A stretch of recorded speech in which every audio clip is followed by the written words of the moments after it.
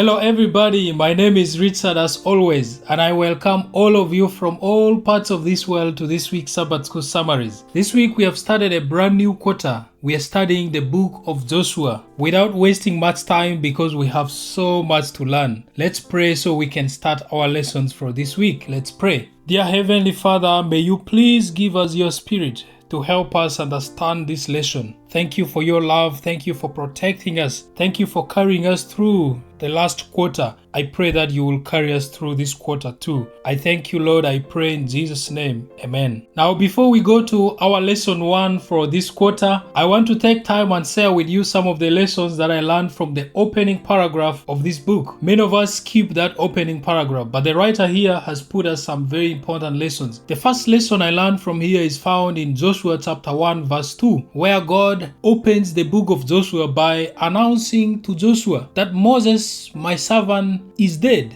Moses is dead.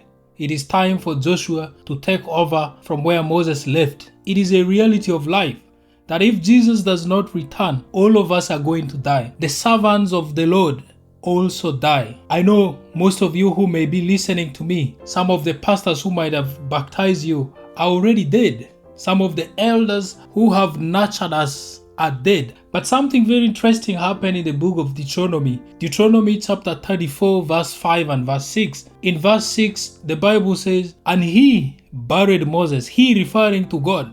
So God buried Moses. Now the question I want to ask is, who will bury you when you die? If you live your life in the hands of the Lord, even when you die, He will take care of things on your behalf. Lesson number 2, the writer here says, all the adult or the older generation are dead except Caleb and Joshua. So the second generation, which was a bit younger, were faced with the challenge of going forward and possessing the land that God has promised to their forefathers. The future of every nation, the future of our churches lies in the hands of the younger generation. The question is, are our young people preparing for the future, or they are busy preoccupied by the internet and the sensations of the internet? Lesson number 3, the writer of this lesson says, we live in a world today that is very similar to the time of Joshua in terms of the spiritual challenges that we face. The only thing that keeps us going is when we hold to the promises of the Lord. Now this week we are on lesson 1, and the title for our lesson on Sabbath afternoon is Recipe for Success. Our memory text is taken from the book of Joshua chapter 1 verse 7, and the Bible says, only be strong and courageous, that you may observe to do according to all the law which Moses my servant has commanded you. Do not turn from it to the right hand or to the left, that you may prosper wherever you go. Now this is God talking to Joshua. The main lessons that I learned from Sabbath afternoon is God's formula for success, God's recipe for success, and they are 4 of them, which I learned from our memory text. The first one, be strong in faith. Number 2, be courageous in the face of fear. Number 3, be obedient even when it's not popular. Then number 4, stay focused. Do not be distracted. Do not turn left or right. A lot of us are not so much focused in what we do in life, and that's why maybe we cannot succeed. There's need for us to be focused, to be strong, to be courageous, and to be obedient. Whether you want to succeed in your spiritual journey with God, or you want to succeed in the things that you do in this life, you need those 4 recipes that God Himself has given to Joshua in order for him to prosper and to succeed. But Sunday talks about a new Moses. Now we are given Deuteronomy chapter 18 verse 15 to 22, where we find God telling the people that He will raise a prophet that these people should listen to. We are also given Joshua chapter 1 verse 1 to 9, where God is reminding Joshua about His promises, and He's also telling Joshua to be strong. We're also given several verses. The rest of these verses simply highlight some of the mentorship that Moses was giving to Joshua. The first lesson, leaders may change, but God's mission does not. When Moses died, God had already prepared Joshua to take over the mission from Moses. God's mission does not depend on one person. Therefore, in life, don't put your faith in one person. Even when those people are gone, the mission of the Lord will go on. mission. Nobody is bigger than God's mission. We always have to be humble as we do our work, because even when we leave, God will still raise people to work for Him. Lesson number 2, mentorship is key. Joshua did not appear out of the blue. He walked with Moses. Moses mentored him. I think the main challenges that we have these days is lack of mentorship from the senior leaders. Part Monday talks about cross, take, divide, serve.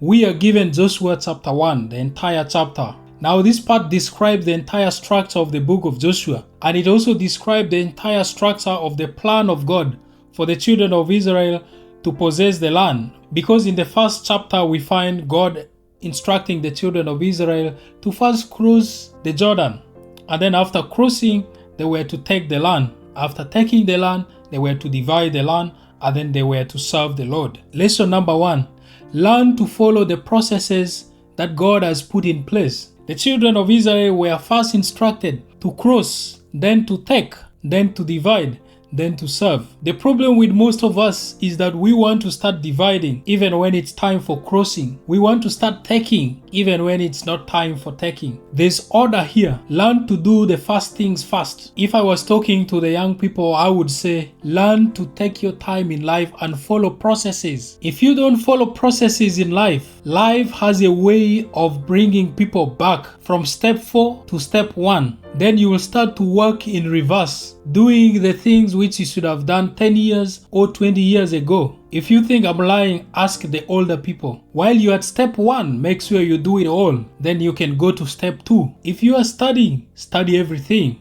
Go do masters, go do PhDs, because time will come when it will never be easy to do it. The older people will tell you. Second lesson, heaven does not measure in doing things that we can do for ourselves. The children of Israel were supposed to do the things that were humanly possible. Crossing, taking, going, walking. Now God will not come and do the walking for them. They have to do it for themselves in order to possess the land. So in life, do not wait for God to do your part. Do the things that are humanly possible. Then God will step in to do the humanly impossible things for us. Part Tuesday talks about heirs of promises. Now on this part we find in Joshua chapter 1 verse 2, God says to Joshua, I'm giving you the land. Now on verse 3 of Joshua 1, he says, I have given you the land. This is what scholars and the writer here describes as prophetic perfect. This is a concept in which God speaks of the future as though they have already happened, because his words are sure. So God's promises are sure. When God speaks it, they will happen. We are also given Joshua chapter 1 verses 4 to verse 6, and this is the part where God is telling Joshua that I will be with you. The lesson I learned from here is God's presence is more important than his gift. The writer of this lesson says there's nothing magical about the promises of the Lord, because the promises of the Lord in and of themselves cannot secure their fulfillment. But what guarantees their fulfillment is the presence of God. So in life, always seek for the presence of God. Don't seek for what God can give you. God is not an ATM machine that we can come and withdraw blessings from him, and then we go away, we leave him, and then we come back when we need more blessings. No, that's not how God operates. We have to seek for his presence so that when he is with us, all the things that we are looking for will be given to us. Is it not the verse which says, seek ye first the kingdom of the Lord and all his righteousness, then all these things, not one, all these things shall be given unto you. Part Wednesday says, be strong. On this part we are given Joshua chapter 1 verse 7 to verse 9.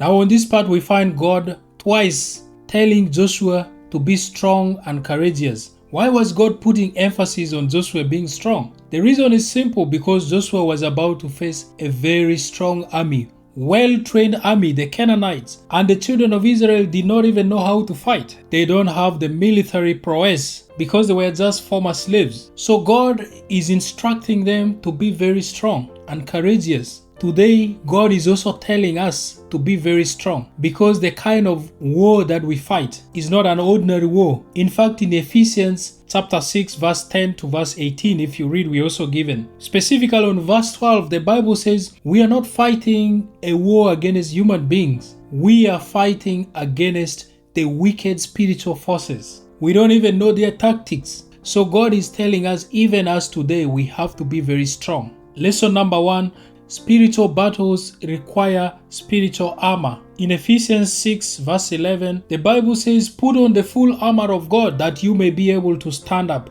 against the evil tricks of the devil." The Christian life is a spiritual battle. It's not a comfort zone. We always have to pray and be on our guard. The second lesson that I learned from here is we are not alone.